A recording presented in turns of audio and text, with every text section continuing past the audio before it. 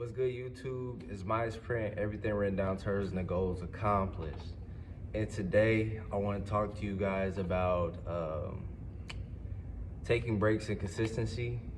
And don't get me wrong, you want to be consistent, but once you get to a point in your craft, I guess, for me, as I do journaling on TikTok, I've came to a point where I got it to where I want it.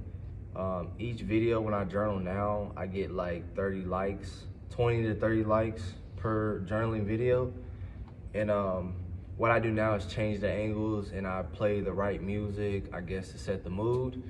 Now I just start going on to other avenues as far as doing Midas Talk, because I am Midas Print and Midas Angelo. Those are my hashtags, but now I do a lot of talking. And they're only for 15 seconds because I know people's attention spans are short. But I do this now because I've came to a point with my journaling craft where now I study my videos, so I don't necessarily make too many of them, but I do a lot of studying on my videos as far as trying to come up with more props, better camera angles, even trying to get a better camera and doing software editing for my videos. And eventually I'm gonna start to have better clothes and dress nicely and take pictures in between, or like little snippet videos in between. This is all part of my editing project that I'm practicing with. I haven't gotten the software yet, which is Adobe. I'm very familiar with that. I'm definitely gonna get into that for sure. As soon as I figure out my next move with the journaling, I do want to get like video vixen girls and all that stuff. But those people are easy to find, really. I think to find those people is mostly to go to the library and just pretty much ask people what they want to do a video, you know. But that stuff takes work. So when you want to go bigger after you started small, you basically got to keep consistent with going small. But I did take breaks, and those breaks aren't necessarily a bad thing, because usually when I take a break, it's maybe for a day or two, and then I get right back to journaling. I'll post another video and probably post 2 consecutive videos, or post one and then take a break in between, post another one, take a break in between, take another one. So like, let's say Monday, Wednesday, and Friday, I make journaling videos, but Tuesday and Thursday, I don't make any, and then over the weekend. So that's how I have that set up now, because having to do those videos, I know that they're like a minute long, but it actually takes me like 15 to 30 minutes because I have to do research. And I'll show y'all the method that I do. I do a lot of research now because I'm getting real comfortable, and I'm trying to like get people to understand me whenever I share snippets of my journaling. Like today, for example, I mentioned Kendrick Lamar in my video today, because I was talking about focus and motivation.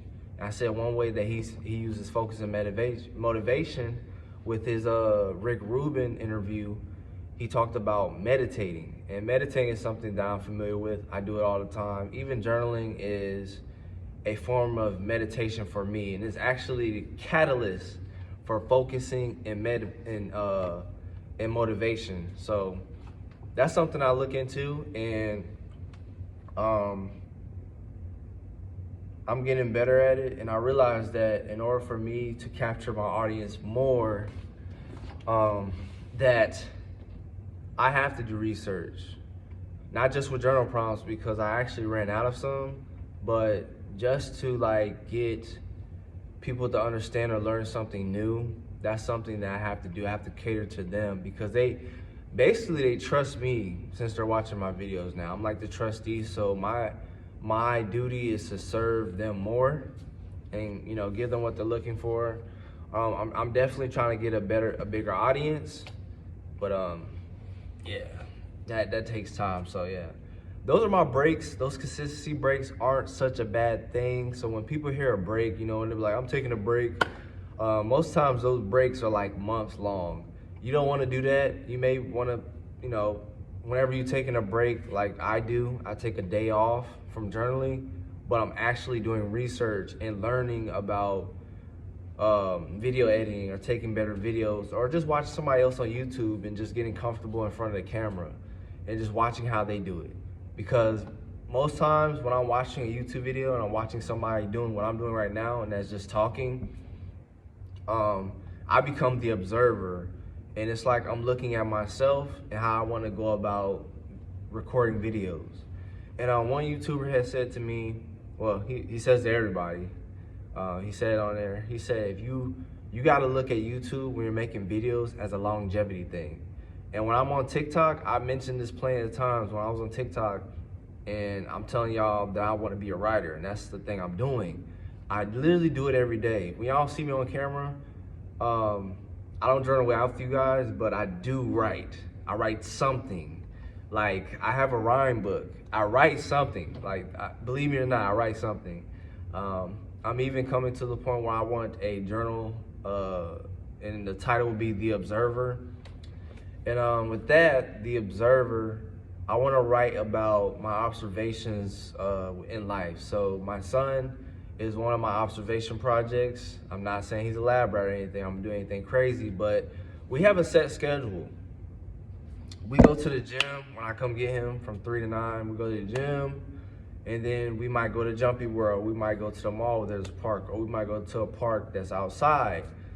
Discovery Green, because I am in Houston, is like one of the best parks, but that ticket they gave me, I don't want to deal with it right now, so I'm kind of like waiting.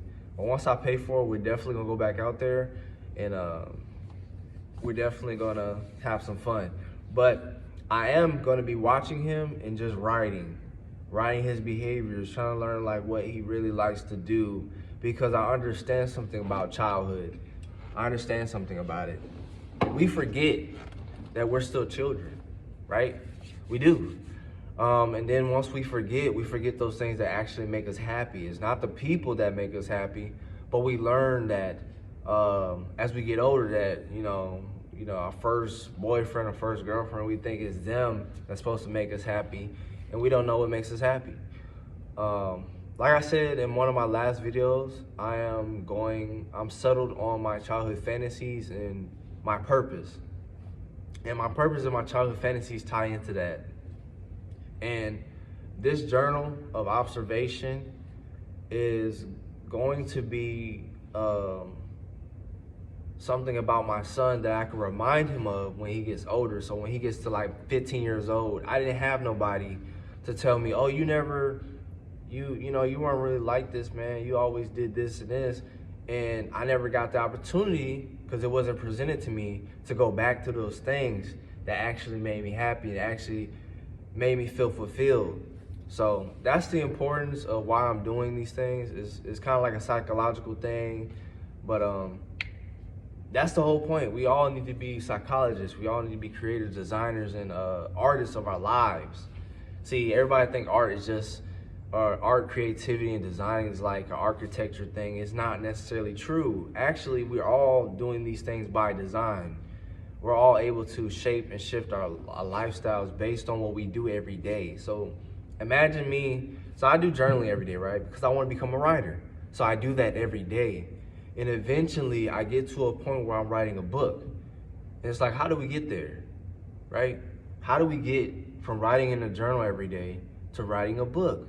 Because I became so invested in it, putting so much time, 10,000 hours, and eventually I became writing a book, and then I became a writer. I became a best-selling author, whichever way I want to take it.